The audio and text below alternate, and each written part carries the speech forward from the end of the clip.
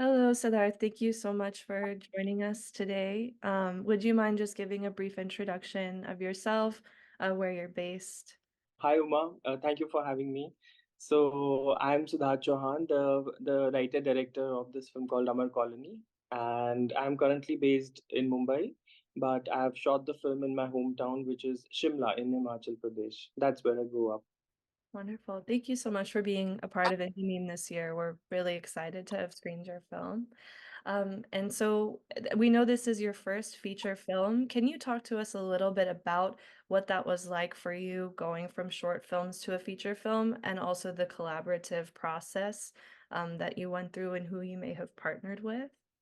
So I've made a couple of short films before this, and I still remember that in terms of the story I wanted to tell, I was ready for the long format, but I cannot say that I was, aware and ready about all the aspects of making a debut feature film.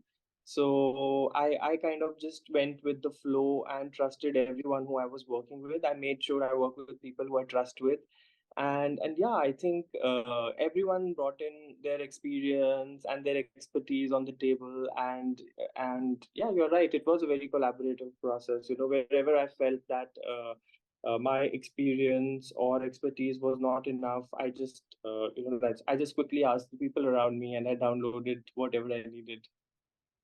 That's wonderful.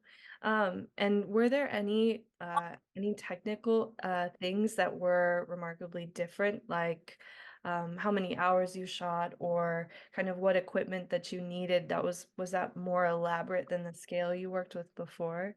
Yes, absolutely. I think in terms of the number of people I had on set, we were like three times of what I usually shoot with, how I shot my short films. And even in terms of technical equipments, it was very elaborate because we were shooting in interiors and it needed a lot of lighting. But at the same time, I actually forgot what was the other thing you asked me? Oh, that's all right. I just said in terms of the scale, so but I think you answered the question. Yeah. And that's great you brought up the building because that was going to be my next point. It was just such a focus point of the film, and I was wondering if you could give us a little bit the history of the building, also how the building itself may have helped you tell this story from a filmmaking perspective or from the actual story as it came out. Yeah, so this building is a heritage building in Shimla, and a lot of I still remember that on my way to school, I would cross this building, and I always fascinated about, like who are the people living here. And so when I grew up and I traveled to cities, I realized that there's these chawls in the cities, but like this wooden structure in Shimla is like a modern version of those chawls, or perhaps like bigger in terms of scale and more like it has huge bay windows, those corridors, and perhaps the chawls are like more um, are like dingier versions of the same building. So for me, it was something architecture wise very interesting, and I always wanted to shoot there. And when I had this opportunity of you know of making the film there, so I thought that this would be the most perfect place for me, because the building represented the cage for me. So the core for me in this film was about all these lives who were caged, and Amar Colony is that cage where I see all of my characters. Another interesting analogy to look at it would also be like maybe a zoo. So it's like a zoo, and you enter the zoo, and then you want to see all these animals there, and there is always this distance between the viewer and the characters, because I wanted to maintain that feeling of like you can't enter the cage and touch the tiger. So that distance is what I admired, and I thought it also makes the audience um very curious, and very excited. Like you start imagining more, because you see less, and you're not seeing them with the kind of intimacy you would want to, as in you want to know more, but I don't let you enter a certain area of their lives. Absolutely. Yeah, and it's separated by the corridors and the doors, and there's so many shots of those still spaces. That's really beautiful. And that also goes into the next question, which is how the film is based largely on relationships and the way that the characters interacted with each other. So, from that sense, how did you approach casting when you knew that there were going to be these just very deeply intimate subject matters and dialogue? Was that depth of chemistry and conflict important when you were thinking about who was going to be in this film? Yeah, absolutely. So I was not hung up on casting only known or experienced actors. I was open to auditioning even people who want to act perhaps for the first time. And in fact, you'll be surprised that this woman, Usha Chauhan, who's playing this woman with the mace in the film, she's actually facing the camera for the first time in her life, and I thought she's done such a brilliant job. So yes, while auditioning and while looking for the cast, my intent was to cast the person who was closest in terms of the physicality of how they look, how they talk. So I wanted to just go closest to that possible. And yeah, after that, of course, you tell the person you're going to work with about the intimacy involved in the film and about all the scenes which they might find objectionable. And once you both agree to it, I think they all did. Almost everyone. I think 9 out of 10 people I wanted to cast. Like they agreed to play this part, and after that, it was a very beautiful process. Like none of us, there was so much trust between us, and all of us just believed in each other. Oh, that's really beautiful. That's like just perfectly what you want. That's lovely. Um, Great. And then your portrayal of the romantic relationships, as well as heartbreak and family strife, were the things that stood out to me. And they were very vivid and powerful. Why was it important for you to turn such an honest lens onto those issues? So I knew that my stories about this cage and all of them are almost like overlapping each other's boundaries and spaces. So this had to be a story about the intimate relationships which they all share with each other, and it's like everyone knows what's happening, but yet they pretend like they don't. And yeah, it was, I mean, this was the most interesting part for me, that that they don't have a lot of options in their lives. They can't go for a holiday, because they don't have that kind of money. So the only thing left for them and the only excitement for them is perhaps the people around them. So they are just exploring themselves and trying to fill that void which they feel inside, uh, with those people around. That's beautiful. Thank you. Um, yeah, and then we spoke about this a little bit earlier, and you described your upbringing in Shimla. But so it is set in a small town, and how did your experiences inspire your need to communicate that feeling through film? Yeah, so I think my experience, if I have to describe it in a few words, would be repressed, would be lonely, and these are exactly the feelings which my characters are going through, and that's exactly what I've tried to show in the film. That I think while growing up, even I felt very caged, because it was a small town and like everybody knew everybody. And I think I had some wild ideas about living my life in a certain way, and I wanted to do so much more, but I always felt limited and constrained by people around me, in always trying to dictate me what to do, what not to do, what is socially acceptable, what is not. So yeah, I mean, all of this, I think, just came out in the form of these characters and the cage and all these metaphors which you see in the film. That's wonderful. Thank you. And then what has the reception been like as you have taken Amar Colony around the world to the different film festivals? And have there been any surprises in terms of how the audience has reacted or what people have shared with you? Yes, absolutely. I particularly want to talk about my, the world premiere, which happened at Tallinn Black Nights. I've really, I think along the way, because you've seen the film so many times, one tends to lose objectivity. So I really didn't know what I've made. but I was just confident of one thing, that that it is something honest and it comes from my heart, and I'm not trying to go out of my way to impress the audience. I'm just, like, I'm just being truthful and honest to a film which I wanted to make. So I knew that it was that I ended up making something very unique, but I really didn't know if it was good or bad, or what kind of audience reaction am I going to receive. So, to my surprise, when the European audience saw the film, I think they understood the film, like every bit of it. And I had my preconceived notions that perhaps a lot of cultural things in the film would not translate, or perhaps they would not be able to relate to it. But it wasn't like that. I think so. That was, like the first moment when I felt that, oh, my film is talking to the audience, and they can, like, they are getting everything, all the nuances, all the jokes in the film, all the dark humor.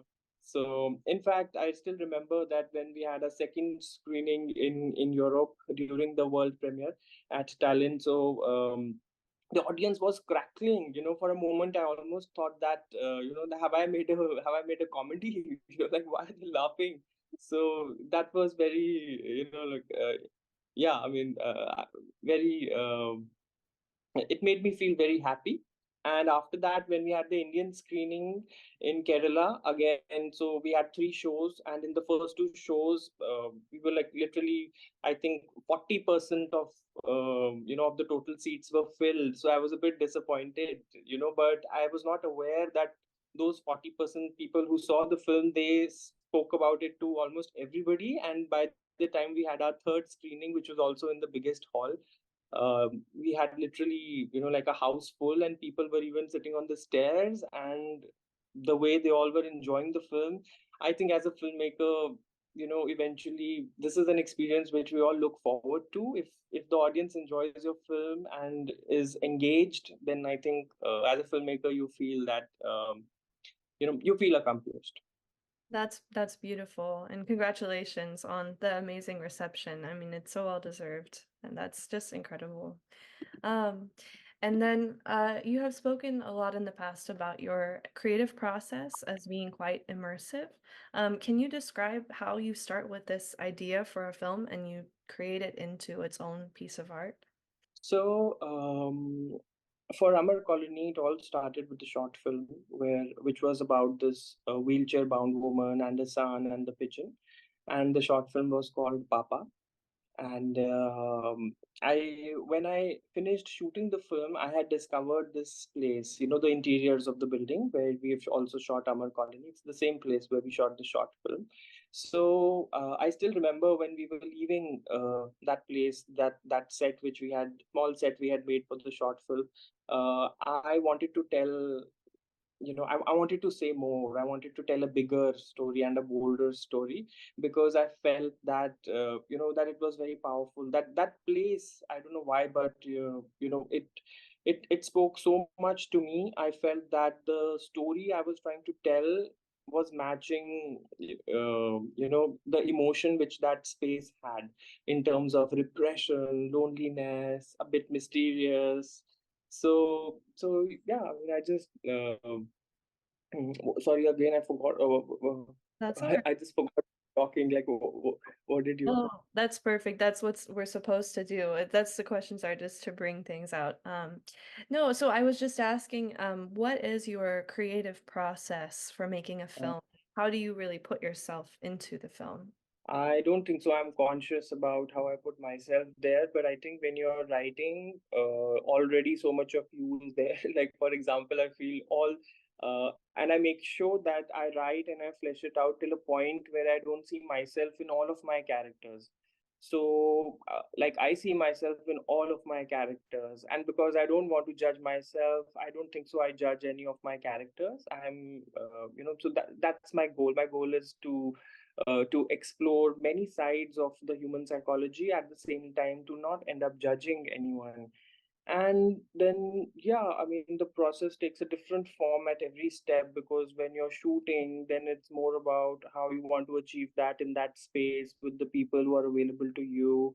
And I can't say that at every point or at every step in this process you know what you want, or you're 100% sure about it, that this is where you want to hit the mark. But I think sometimes to just know what doesn't work helps. Like, I may not have clarity about what I want, but I know what I don't want. So that kind of helped me in staying, true and closer to my vision. That's great. Thank you. And then let's see. You spoke a little bit about your other short films, but I wanted to ask you, what did it take for you to trust the process of coming out of those short films and really investing in this larger project? And how have your projects evolved up until now over the years? So I just knew that I mean, even while making my short films, I knew that I wanted to eventually land up making feature films. So it was like a preparation and like an experiment for me. I was trying to juggle with different things, experiment with different genres or storylines and characters in order to like find how confidently perhaps I'll be able to tell more stories. So I think all of my short films prepared me for my feature. Wonderful, thank you. And then, so I was going to say that you have had many creative accomplishments, including being named a Youth Achiever by the Hindustan Times, and you also gave a TED Talk called Discovering the Storyteller Within You. Can you please tell us what advice you have to all the storytellers out there who may feel inspired by your work and want to feed that voice in themselves?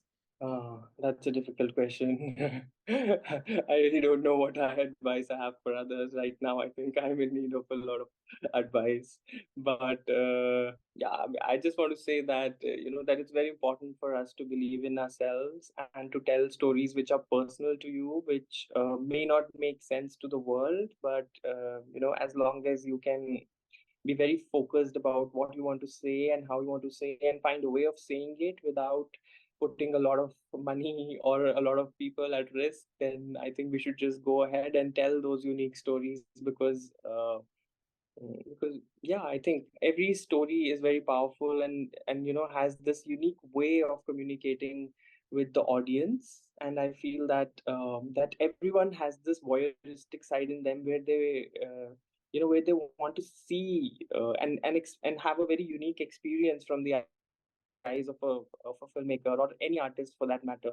So yeah, I feel that like we shouldn't judge ourselves. I just feel like as artists we are we are very self-critical, and at times it's easy to to just fall into that loop of continuing to doubt yourself, and it just takes you nowhere. So I realized that the less I doubted myself and the more I believed in in just taking action and making a film, even if it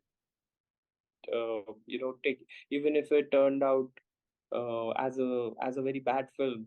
But I thought the courage to go ahead and make a film made so much more difference, and it made me learn so much more than just trying to make perfect films or trying to be perfect every time. That's beautiful. Thank you so much.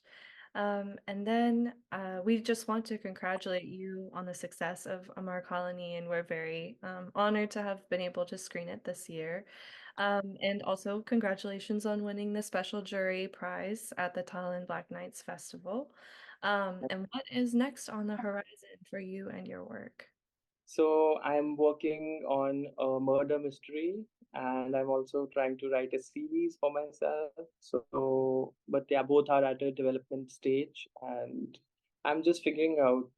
I've recently moved to Mumbai, and I'm just figuring out, how the world works here, and I realized that it's a different world, and the market um, has a demand, and demands you to speak a certain language in a certain way. I don't know to what extent I will be able to uh, do that, but while also not losing my own voice. But yeah, I definitely look forward to making many more films. Wonderful. Thank you so much. And then in this film you explored a lot of between interpersonal relationships and intimacy and family. Is this something you will continue to focus on in your work, or like you said with a murder mystery, that's an entirely different genre. Are there other subjects that you would one day like to tackle in your films? So I wasn't conscious about it, but of late, after making a couple of short films, I realized that a couple of recurring themes and storylines in my film are these.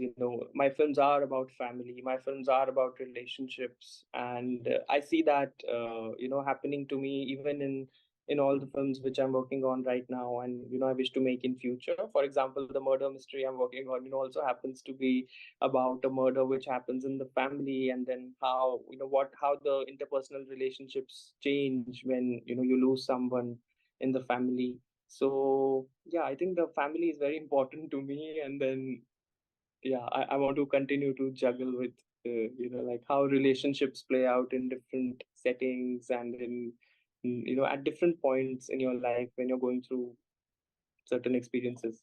Something you said earlier that I picked up on is when you're trying to write these characters, you really wanted to do it in this non-judgmental way about the issues in their life. And why is that important to you in terms of storytelling, especially when tackling such difficult subjects? I think we're already living in a world which is so intolerant, which is so judgmental. I don't want to be a part of that world. And whenever it has happened to me that I have ended up judging so many people in my life, but the more closely you get to know them, the more you discover about them, you realize that there is always a reason. There's always an experience which led them there, and a reason why they behave or they act in a certain way. So for me, this was the most beautiful thing about all human beings, is that how you end up judging them, but at the same time there is a reason for everything, and if you know the reason, you don't judge them, because on the contrary, you start feeling empathy for them. So yeah, I mean, this is just something which I find very interesting, and I want to explore it. I want to continue exploring it in all of my stories.